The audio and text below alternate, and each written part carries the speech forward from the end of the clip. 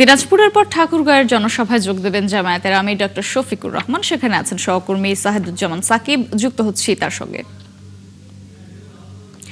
সাকিব, জামায়াতের আমির কি সেখানে পৌঁছেছেন? তাছাড়া সেখানে সমাবেশ স্থলে যে সাধারণ মানুষ রয়েছেন তারাই বা কি বলছেন, জানাবেন।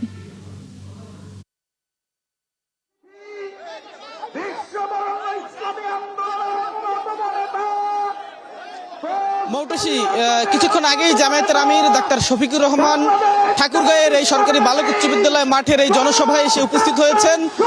তিনি আজকে সকাল থেকেই পঞ্চগড়, দিনাজপুর হয়ে এই ঠাকুরগাঁয়ে এই জনসভায় এসে অংশ নিলেন। কিছুক্ষণ পরেই কিন্তু তিনি এখানে বক্তব্য রাখবেন এবং আমরা দেখছি যে জামায়াতের আমির তিনি কিন্তু এখন আসলে মঞ্চে গিয়ে বক্তৃতা শুরু করেছেন। আমরা জামায়াতের আমিরের বক্তৃতা শুনবার চেষ্টা করব। তিনি এর আগে যেমন পঞ্চগড় এবং দিনাজপুরে কথা বলছিলেন, সেখানে কিন্তু তিনি বলছিলেন যে উত্তরাঞ্চলের মানুষ সব সরকারের আমলেই নানাভাবে অবহেলিত ছিল।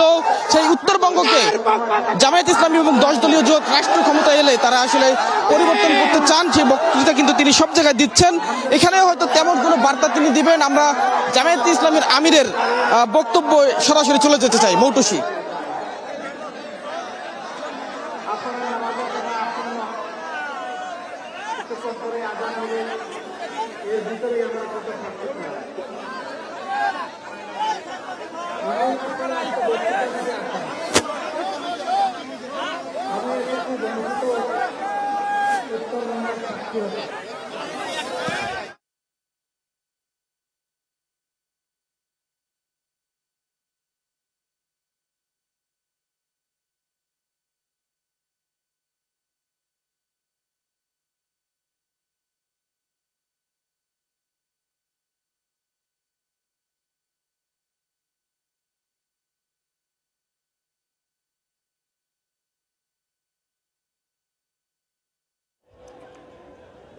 উত্তরবঙ্গকে বলা হয়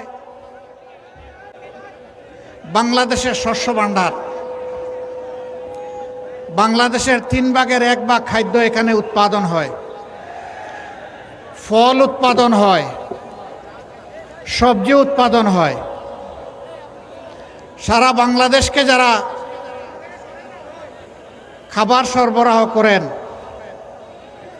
তারা গরিব হতে পারেন না। এই মাটি উর্বর। সরকার গিয়েছে, নেতা এসেছেন, নেতা গিয়েছেন, হয়তোবা তাদের ব্যক্তিগত কিছু সুযোগ সুবিধা হয়েছে, কিন্তু জনগণের যা হওয়া দরকার ছিল সেটা হয়নি। বলবেন কিছুই হয়নি? না, হয়েছে। একেবারে যদি অস্বীকার করা হয়, সত্যকে অস্বীকার করা হবে। কিন্তু দুর্নীতি এবং দুঃশাসনের কারণে যা হওয়ার কথা ছিল তার কিছুই হয়নি। যদি দুর্নীতি আর দুঃশাসন না থাকত তাহলে উত্তরবঙ্গ বাংলাদেশের কৃষি রাজধানীতে পরিণত হতো।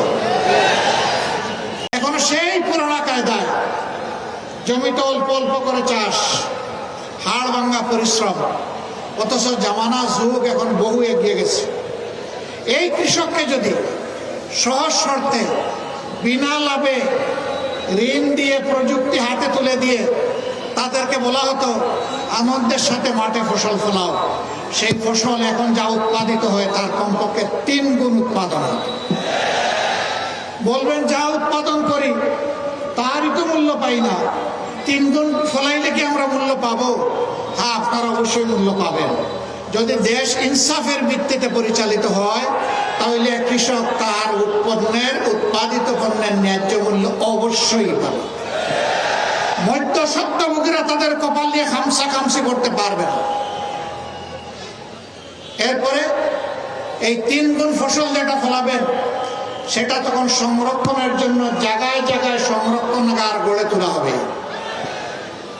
ফল তাড়াতাড়ি পাকে, শেষ হয়ে যায়, পচে যাওয়ার ভয়ে অল্প মূল্যে আপনারা বিক্রি করে দেন।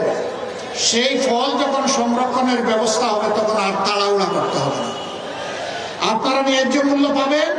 আর বাংলাদেশ সারা বছর আপনাদের কাছ থেকে পুষ্টি এবং ফলমূল পাবে ইনশাআল্লাহ।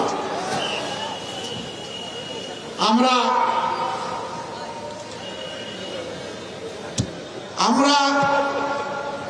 এই ঠাকুরগাঁয়ে কথা দিয়ে যাচ্ছি আল্লাহ যদি আমাদেরকে নির্বাচিত করে আপনাদের ভোটে, আপনাদের ভালোবাসায়, আপনাদের সমর্থনে সরকার গঠনের সুযোগ দেন, তাহলে বাংলাদেশের সব কয়টি জেলায় একটি করে মানসম্মত সরকারি মেডিকেল কলেজ গড়ে তোলা হবে ইনশাআল্লাহ। যারা বঞ্চিত হয়েছে সকল সুবিধা থেকে, তাদের দুয়ারে আগে চলে যাবে ইনশাআল্লাহ আগামীর উন্নয়ন। আমরা বৈষম্য করব না, আমরা আল্লাহকে ভয় করব। আল্লাহকে ভয় করার কারণে বঞ্চিত মানুষগুলোর অধিকার প্রথমে তাদের হাতে তুলে দেওয়া হবে। ঠাকুরগাঁওবাসী, এর আগে দফায় দফায় আপনারা অনেককেই আপনাদের মূল্যবান ভোট, ভালোবাসা, সমর্থন দিয়েছেন। এবার বাংলাদেশ জামাতে ইসলামীকে নয়, এবার এই দেশের মুক্তি পাগল মানুষের 10 দলের একটা ঠিকানা, সেই ঠিকানাকে আপনারা ভোট দেবেন। ঠাকুরগাঁও নির্বাচনী জনসভায় বক্তব্য রাখছেন জামায়াতে ইসলামীর আমির ডক্টর শফিকুর রহমান। আমরা সরাসরি ছিলাম সেখানে।